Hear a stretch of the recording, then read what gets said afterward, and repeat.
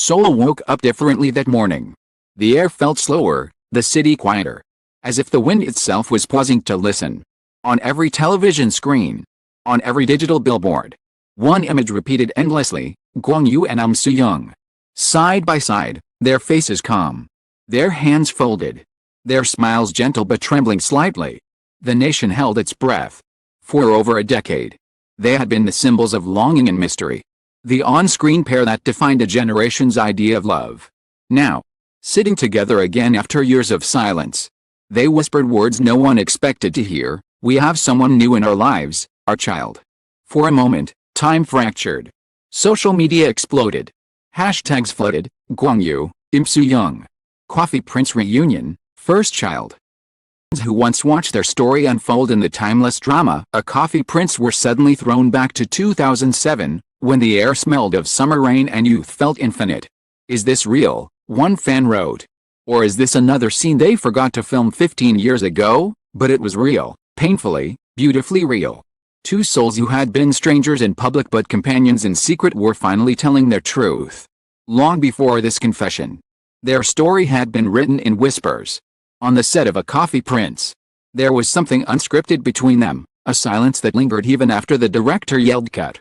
Those who were there remembered small things, the way Gong Yoo looked at her when she wasn't speaking. How Soo Jung would lower her eyes when their shoulders brushed in rehearsal. They were professionals. But there was a tenderness that no camera could hide. Rumors spread like wildfire, of course. But neither ever confirmed. Nor denied. In interviews. When asked about each other. They smiled, soft, elusive. Sharing a secret only they could understand. That summer was long and golden. Seoul was soaked in light. On screen. They were lovers torn by circumstance. Off screen. They were something far quieter, two people discovering how deeply fiction can mirror truth. There was one story. Told by a crew member years later. Night of unexpected rain. The filming had stopped. And while everyone rushed to cover the equipment, Gong Yoo and Soo Jung simply stood in the rain. Unmoving. She was laughing. He was looking at her. And no words were spoken. The moment lasted less than a minute. But for those who saw it, something sacred had passed between them. When A Coffee Prince ended, so did that visible closeness. They retreated into different worlds. He became the reluctant star, handsome, adored, but haunted by a loneliness that seemed to follow him from role to role. Soo Jung became the emblem of quiet grace, choosing art over fame, vanishing between films like a ghost wrapped in silk. Years turned into decades, and every now and then, would resurface their names together. Yet nothing concrete ever emerged. They've moved on, people said. But perhaps they never truly did. Sources close to both actors spoke of fleeting encounters, a brief sighting at a cafe in Tokyo, a rumored midnight flight to Jeju, a photograph never published. One assistant once mentioned that Soo Jung still received handwritten letters with no sender's name. Each one folded perfectly, with a pressed cherry blossom inside. She never spoke of them, the assistant said. But she always smiled when one arrived. Whether or not those stories were true didn't matter anymore. They had already become part of the mythology surrounding the two, a love story written not in headlines, but in absence. And then came the silence, years of it. The actors avoided personal interviews. They let their work speak instead. Gong Yoo's roles grew more introspective. His characters lonelier, Soo Jung's films more melancholic. Exploring loss, memory, and the ache of time. It was as if both were performing the same poem from opposite ends of a stage. No one saw the invisible string that still connected them. That is, until the news broke, not through paparazzi or tabloids, but through their own voices. The press conference was announced only a day before it happened. The invitation read simply, a personal message from Gong Yoo and Soo Jung. Fans speculated endlessly, a reunion film? A charity collaboration? No one expected what would come. The room was minimalistic. White walls and pale wood. Sunlight filtering through sheer curtains. Reporters described the atmosphere as holy, almost sacred. When the two entered, there was no dramatic entrance. No red carpet. Just two people, quietly walking side by side. Both dressed in beige. Their steps were unhurried. Their gazes steady. But there was a fragility in the air. As though one wrong word could shatter the moment.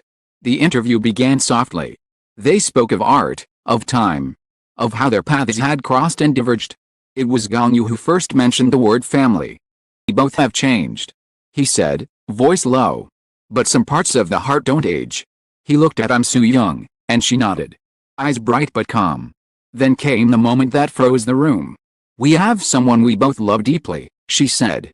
"It's time people know." The reporters were silent. Cameras hesitated. It took a full second before the words registered, "someone we both love deeply." Gong Yoo's expression softened. "It's not an announcement," he continued gently. "It's a confession. We have a child. Our first." No one moved. Even the flashes seemed to slow. Soo Jung's hand trembled slightly as she adjusted her microphone. "We've been blessed with a small life," she said. "We wanted to protect that life until it was strong enough to face the world." The statement was short. Every syllable carried years of quiet endurance. They didn't say when it happened. They didn't say where. They didn't reveal the child's name. Or whether they were officially married. They spoke instead about silence, how hard it is to keep love hidden. Yet how sacred it can become in that hiddenness. "Love doesn't need witnesses," Soo Jung said softly. "It just needs honesty," Gong Yoo added. It wasn't secrecy. It was care. A journalist asked what made them decide to share now. Gong Yoo smiled faintly. "Because this is the first time we're not afraid." He looked at her again, the same look. The same unscripted moment from years ago. "In front of the world. Our child taught us courage," he said. "And forgiveness, for the years we lost pretending we were only colleagues." In that moment, the room seemed to dissolve into light. Outside, the late spring wind blew through Seoul, scattering petals across the Han River. Fans watched the broadcast live, many crying. "It's like watching the final scene of the drama we never got," one wrote. But this time, it's not fiction. What followed that day was both chaos and poetry. News outlets scrambled for details. Some speculated that they had secretly married years ago in Japan, others claimed the child was adopted. But the couple gave no further comment. Their agency simply released a one-sentence statement: they asked for understanding and quiet. That quiet became louder than any press release. The city absorbed the shock. Nostalgia swept through Korea. Old clips from A Coffee Prince resurfaced. Fans rewatched the final scene, where their characters confessed their love under the rain. Felt prophetic. They were never acting, someone tweeted. The line between real and real had finally disappeared. That night, television commentators dissected every gesture, how close their chairs were, how their fingers brushed when they passed a microphone. Apologists on talk shows called it the most honest public moment in Korean entertainment in years, one writer said. It's rare to see two people who've lived so long under the spotlight reclaim their story with such grace.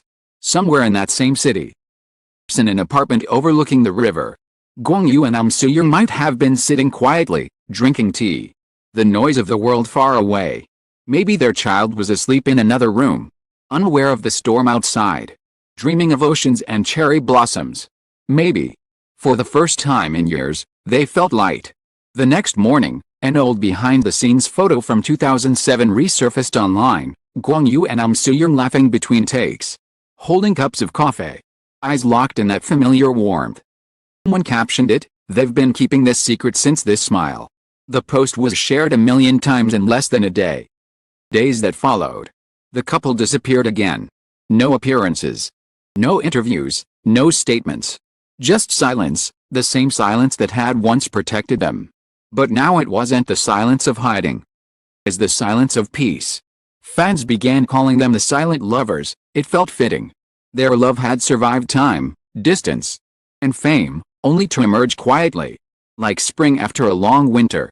As one critic wrote, in an industry obsessed with exposure, they reminded us that love grows best in the dark. The announcement marked more than the birth of a child, it marked the rebirth of belief. Belief that love could endure without spectacle. That two people could live truthfully even when the world demanded performance. Their story became not just about romance, but about resilience, the courage to choose authenticity over applause. By the week's end, Seoul was filled with pink petals. People joked that even the cherry blossoms seemed to bloom differently this year, softer, more forgiving.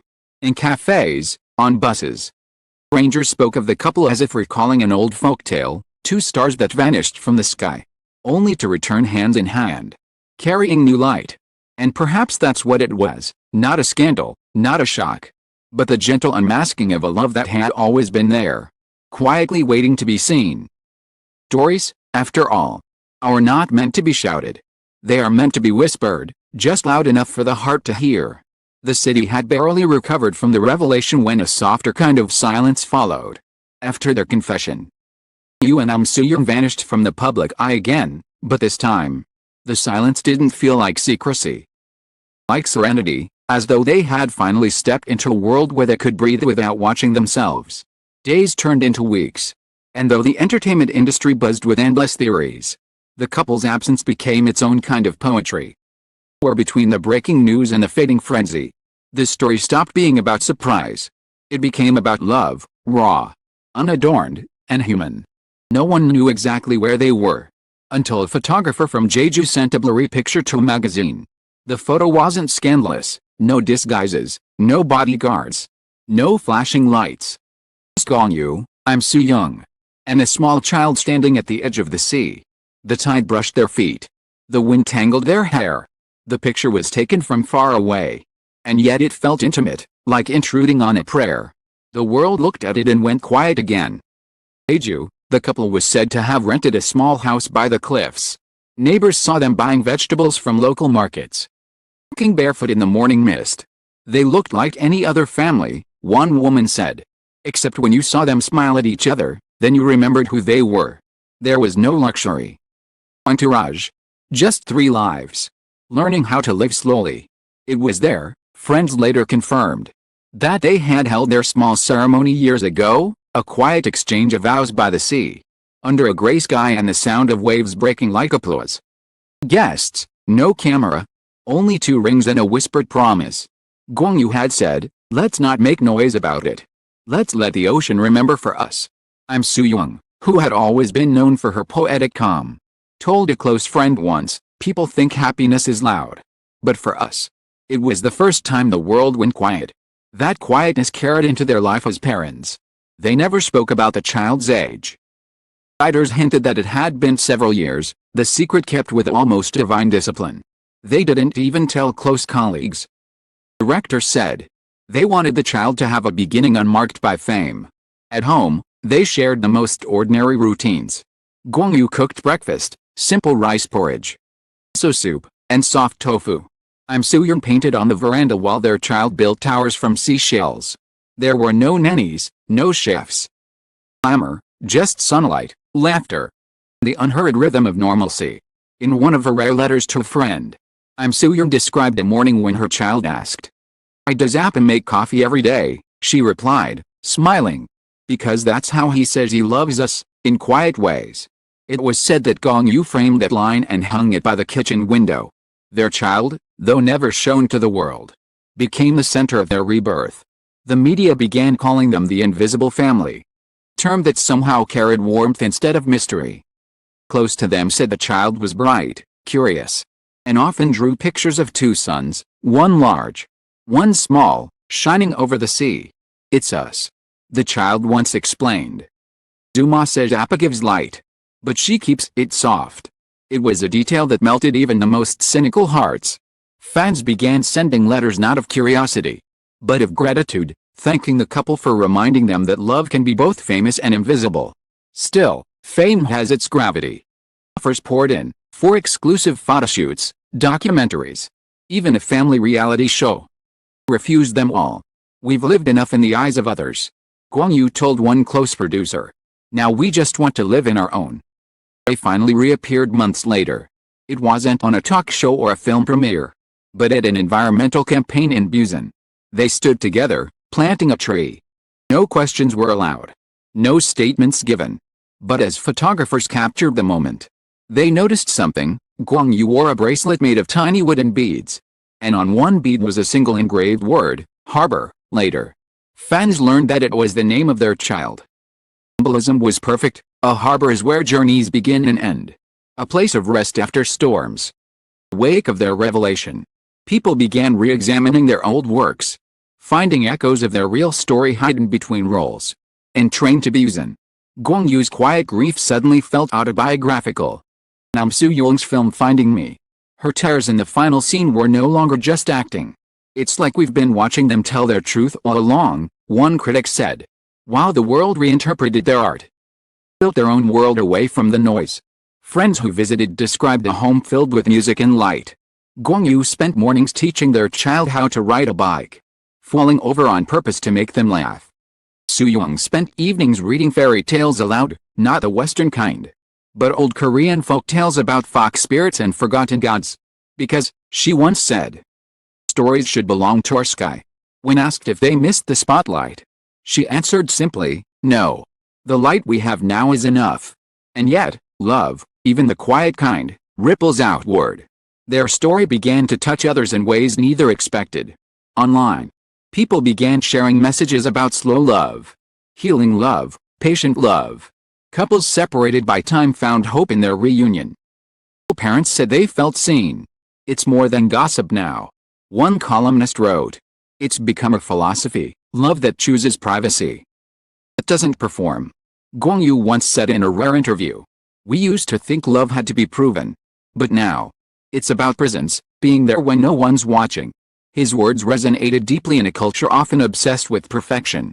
They were no longer movie stars in this story. Were two people who had outgrown the frame of celebrity, who had chosen tenderness over spectacle. Months later, during an autumn press event for a new art exhibition in Seoul, Soo Jung appeared briefly, alone this time. Her hair was shorter, her demeanor softer, luminous in its quietness. When asked if she would return to acting soon, she smiled and said, maybe. But I'm learning to tell stories in other ways now. Pressed to elaborate, she added, I want to direct. Not big films, small ones. About stillness, about waiting. About a kind of love that doesn't need an ending. Reporters wrote that she spoke as if describing her own life. Meanwhile, Gong Yoo began turning down major roles. He's changing. One agency insider said. He used to choose characters who suffered alone. Now he looks for stories that heal. When asked if he'd ever collaborate with Soo Jung again on screen, he laughed softly, maybe someday. We find the right script. But for now, writing something else, not for the screen, but for life. The phrase went viral, writing something else, for life. Even as the frenzy subsided, the myth grew. Their story began to transcend celebrity, becoming something elemental, like folklore whispered by the sea. In schools, teachers used it to talk about empathy. In art forums, poets quoted their words. Magazine once wrote, they taught us that silence can be an act of love. Winter came to Seoul again. He glowed under snow. And on one quiet afternoon, a passerby spotted them walking across the Banpo Bridge, the same bridge where they had once been filmed years ago for a commercial that hinted at romance. This time, it was real. Walked slowly. The child running ahead. The sunlight glinting on the river. Gong Yoo reached for Soo Jung's hand. And she didn't pull away. A breeze lifted her scarf. The moment lasted seconds. It somehow felt eternal. Someone nearby took a picture, but never posted it. Felt wrong, they said later. Some love stories should stay untouched. And maybe that's how theirs will remain, half visible. Legend, entirely human. Years from now, when people talk about Korean cinema's golden age, mention a coffee prince, and someone will whisper, do you know they had a child together? It won't matter whether the details are precise. What will remain is the feeling of two souls finding their way back to each other in a world too loud to hear them. In an age where love is often performed, theirs became the quiet rebellion, proof that devotion doesn't need witnesses. That some bonds are stronger when unseen. Our kitchen wall in Jeju. A line is said to be written in chalk. We met in fiction. We stayed in truth. It's a fitting epitaph for a story that blurred every boundary between screen and soul, art and life, dream and daylight. For years, fans waited for a drama reunion. What they didn't know was that the real story had already been unfolding in silence, not on screens, not in scripts, but in the soft rhythm of waves against Jeju's shore. Love grew quietly, defiantly, beyond the spotlight.